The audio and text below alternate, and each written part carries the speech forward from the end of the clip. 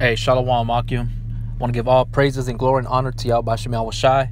Double honors to the elders of Great Millstone. Much love and respect to all you brothers out there doing the work in sincerity and truth, striving for the hopeful elect, enduring all afflictions and seeking out your own salvation with fear and trembling. Y'all by Shemal Washai wa Harakak Wadash Barakatam Akim. All right, I just want to jump in real quick into this the Hell Doctrine. Haven't touched on that in a while, and just like I had made the video recently, earlier today, regarding the so-called Christians and these average people that think they know what's up, and really they don't. And that's our job, is to edify and instruct those that oppose themselves. You know what I'm saying? Not realizing that they're on the verge of being destroyed, man. You know what I'm saying? And the best thing for you to do is to humble yourself and really listen to what us brothers will be saying, through these videos when we're on the highways and the byways. All right, so I want to go to 1 Timothy chapter 6, verse 20. It says, "O Timothy, keep that which is committed to thy trust. Avoid profane and vain babblings and oppositions of science falsely so called, which some profess have erred concerning the faith. Grace be with thee. Amen." Right? To WAP. So part of that doctrine that is preached within the churches about hell being a subterranean place where fire is being reserved for the ungodly with demons and fallen angels. That's the doctrine. That's a science falsely so called, man, because it is a form of knowledge, but it's not the true knowledge. It's not the true understanding, if that makes sense. Okay. It's profane. It's vain babbling. This is a doctrines of men. This is not doctrine of what is written in the scriptures. But there's certain scriptures that can contradict and sway people to believing that's what it's sounding like. But you have to go into the Greek, the Hebrew, in order to gain the understanding and listen to one that is taught by the Holy Spirit. All right, the Harakak. And that's what I'm going to do to the best of my ability. Real quick. I don't want to keep it too long, even though it could be real lengthy, this lesson. So that's our job, is to stand up against these oppositions of science falsely so called, because they go up against the knowledge of Yahweh Shemal Washai. And it's our job to cast down those strongholds, because it is a stronghold within the minds of our people. Okay. And it's a false teaching, and false teachings is what's going to destroy a lot of people. Okay. So let me just go into that word science real quick, and I'll bring out some scriptures and some words regarding hell. Science, gnosis, the outline of biblical usage. It says knowledge signifies in general intelligence, understanding. You see, and that these Christians, they don't have that intelligent understanding that is endowed and comes down from the heavens, man. That rains down skill, that rains down quick understanding. They don't have that. They go based off what their carnal mind, their carnal eyes see when they read the scriptures, not realizing that it takes spiritual awakening from Yahweh Shemal Washai and dealing with you to reveal the mysteries of the kingdom of heaven.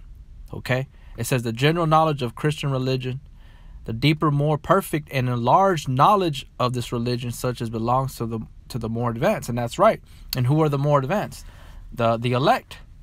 When you read the book of 2nd Esdras, he was commanded to write the things that he saw and heard, but there was a certain book that wasn't meant to go to everybody. It was only meant to go to the believers, the ones that believed, that were taught. Roughly paraphrasing, your brothers know what I'm talking about. And there was a book that was meant to go out into the public. All right, it says, especially of things lawful and unlawful for Christians, moral wisdoms, such as is seen in right living. Okay. And a lot of it too, one thing I learned, is a saying, common sense is not so common. And that's the simplicity of, the simpleness of being a man, a carnal man, is that you start believing all these wise fables, all these fairy tales, these things that have no profit, and really you're just bugging yourself out for no reason. Okay. So it is our job to keep that which is committed to us, which is the truth. All right. And to know what hell is, and how to distinguish between the hell and the lake of fire, and where the lake of fire will abide and where it's going to be performed, and where hell is right now. You know what I'm saying? So I'm going to go from there into the book of Jeremiah, and I'm just going to put in Hinnom. All right. That was weird. Kick me out. Hinnom. Okay, so I'm going to go to Jeremiah. Let's see. I'm going to go to Jeremiah 7:32. It says, "Therefore, behold, the days come, saith the Lord Yahweh, that it shall no more be called Tophet, nor the valley of the son of Hinnom, but the valley of slaughter, for they shall burn in Tophet there till there be no place. And the carcasses of this people shall be meat for the fowls of heaven and for the beasts of the earth, and none shall fray them away.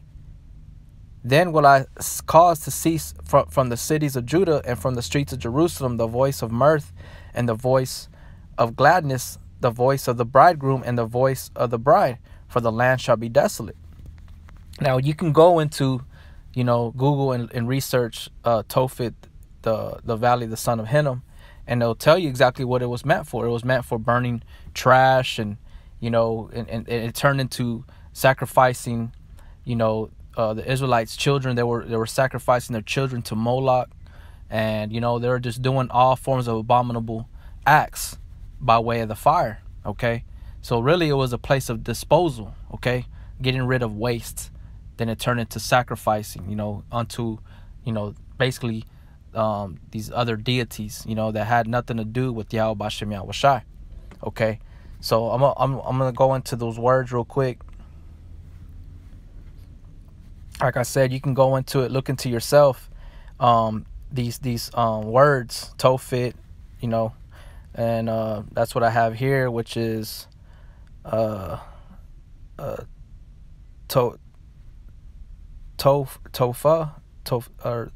Tafath, right? It says, the outline of biblical usage, the place of fire, a place in the southeast end of the valley of the son of Hinnom, south of Jerusalem, right? So this was an actual place where they would set things on fire. Let me look here in the lexicon. See what it says.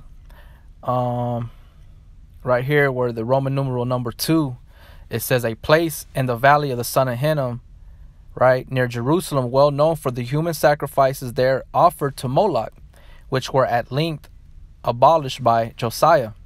Okay, so this has been going on for a very long time. Okay, it says, as the etymology is commonly taken, a place to be spit upon, abhorred, but this place appears to have borne this name amongst all, even idolaters themselves. Okay, so right here at the bottom it says, and as signifying places of burning the dead and even place of graves. Okay, so that's what Tophet is, a place of burning with fire.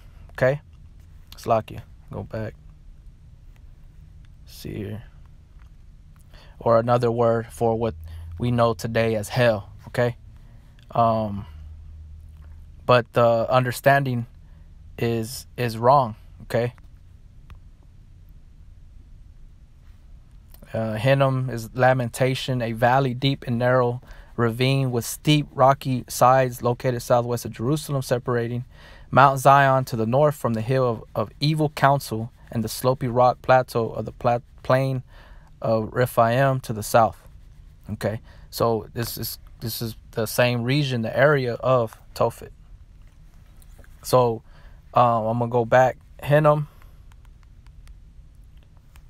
Okay, Jeremiah. What did I read? Jeremiah 7:30-31. You got Jeremiah 19:2, and go forth unto the valley of the son of Hinnom, which is the entry of the east gate, and proclaim there the words that I shall tell thee.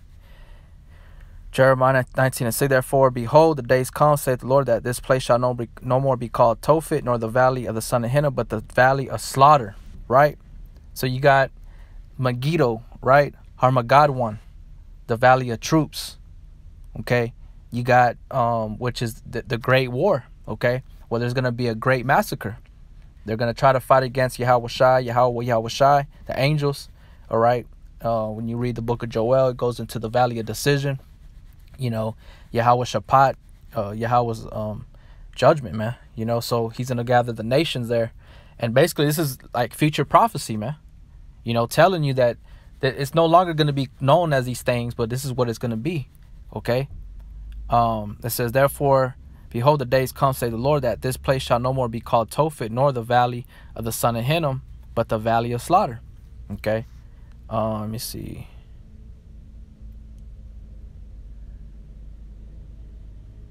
See up here.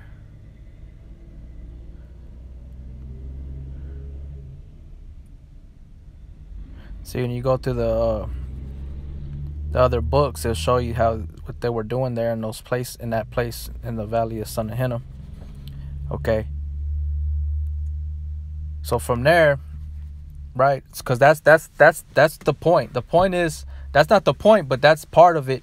Knowing that history, okay, and where they got the idea of a destruction by way of fire, which is spoken of in the New Testament.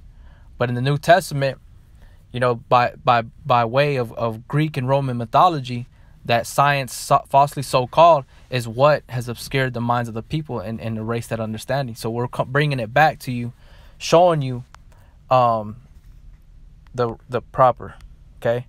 But that hell's fire, that lake of fire, is going to be played on the earth, just as it was in the valley of son of Hinnom, which is no longer going to be named that, but the valley of slaughter. Okay, so I'm going to go here into the New Testament in the book of Matthew chapter 5, because they will use this one, the Christians, to prove that, see, you're going to be thrown into fire, and that's where you're going to burn. Okay. See, right, let's go here, because you got two definitions when you go into the word hell. You got Gehenna and you got Hades. Okay, then you got Sheol. All right, let's go over here in the Hebrew, Sheol. This one in Matthew 5:30 is Gehenna. Right, the outline of biblical usage: hell is a place of the future punishment called Gehenna or of fire. Right, which is Tophet. Tophet was the place of fire. This was originally the valley of Hinnom, south of Jerusalem, where the filth and dead animals of the city were cast out and burned. A fit symbol of the wicked and their future destruction. It has nothing to do with the subterranean place where you're going to go and burn.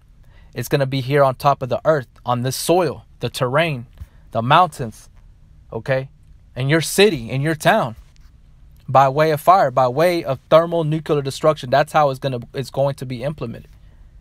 Okay.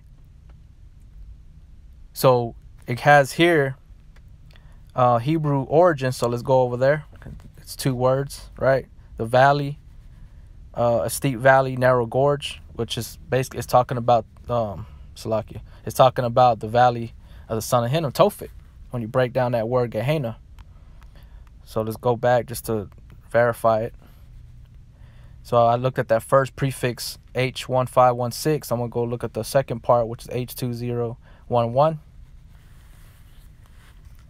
Hinnom, see, lamentation. So Gehenna is a word that's referring to this valley.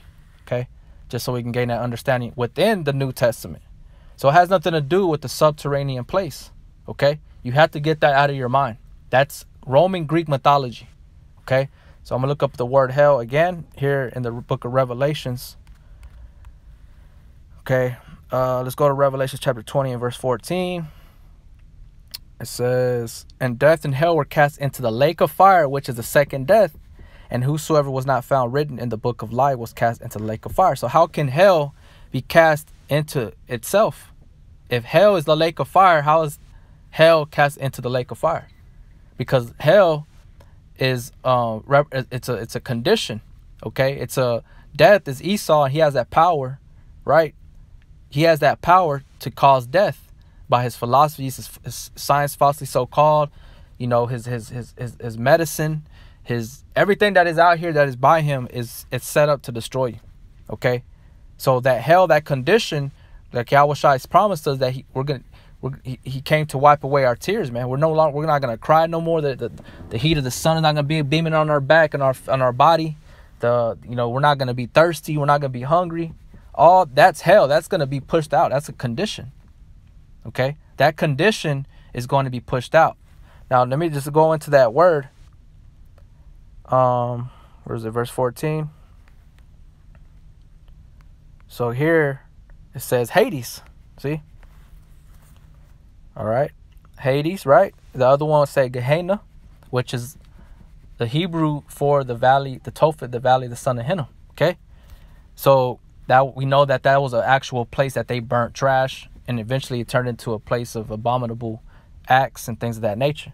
So here in Revelations 20 and 14, the outline of biblical usage for Hades in the Greek, name Hades or Pluto, because Hades is the Greek word for that Greek god that they whatever they did, they came up with their own fables and their own theories and things of that nature.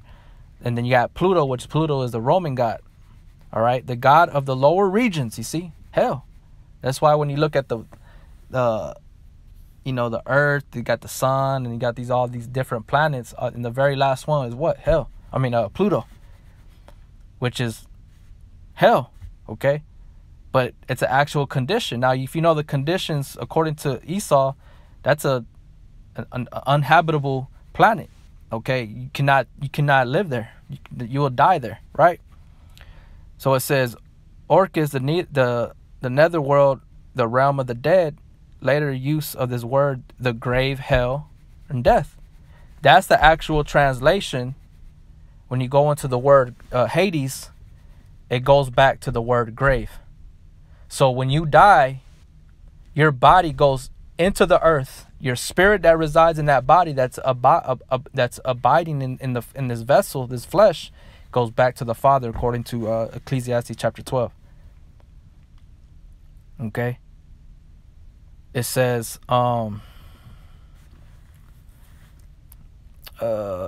Strong's definition, that is Hades, or the place, state of departed souls, grave, hell, which is not true. You're not going into a subterranean place and you're going to be tortured by way of fire. Okay, that lake of fire is going to be played out on top of the earth, and you're going to be in your body while you go through that torment, where there's gnashing of teeth, right? So Hades is referring to the grave, okay, which is also symbolic for a condition, being in a lowly state. The power of hell is destroying you. You know what I'm saying? And death, which is Esau, he has that power. Because when you go into the pale horse, look him up. It says, and I looked, and behold, a pale horse, and his name that sat on him was Death. You see? And hell followed him. So that condition, the power that he has to cause these conditions upon one, that's hell. Okay? The grave. He can put you to death. He has the power to do that. And he does it by way of certain conditions. Okay? So the whole doctrine that's within these churches is not a true doctrine. Okay? That lake of fire is going to be by way of thermonuclear destruction here on the earth. The lake of fire is going to be America lit up as Sodom and Gomorrah was. And if you can't receive that, that's on you. But this place is going to be destroyed by way of thermonuclear destruction. Okay? Let's go over here. Zechariah. Let's see. Give me 1 second. This is Zechariah 14 and 12. And there shall be the plague wherewith the Lord will smite all the people that have fought against Jerusalem. The valley of slaughter. Harmageddon, which is another way you say Megiddo or Armageddon. The Third World War is going to be played out in the valley of decision. The valley of slaughter. No longer going to be known as Tophet, the son of the valley of Hinnom, or Gehenna, Hades, okay? But you have to know the meanings of these words to understand, okay?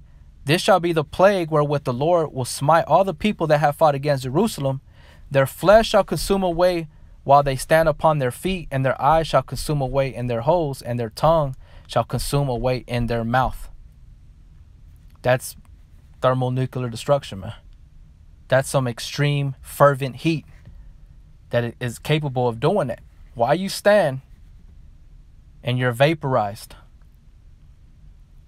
okay? Though it's gonna be fast, the Lord is gonna control that time to where you're gonna feel as if it was eternal.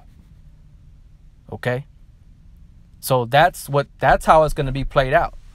Okay, that's how Yahweh Bashem Yahushai has revealed the mysteries of the kingdom of heaven and gave it unto the elect, the prophets, and now they're conveying it to you. Not what they teach in the church. They're going based off the doctrines of men and Greek Roman mythology. Okay, they believe in all that bullshit, all those fairy tales. Okay, this inferno, this purgatory, all this stuff. We're in purgatory. We're in hell. We are waiting to be judged in these bodies of death, these chains of darkness.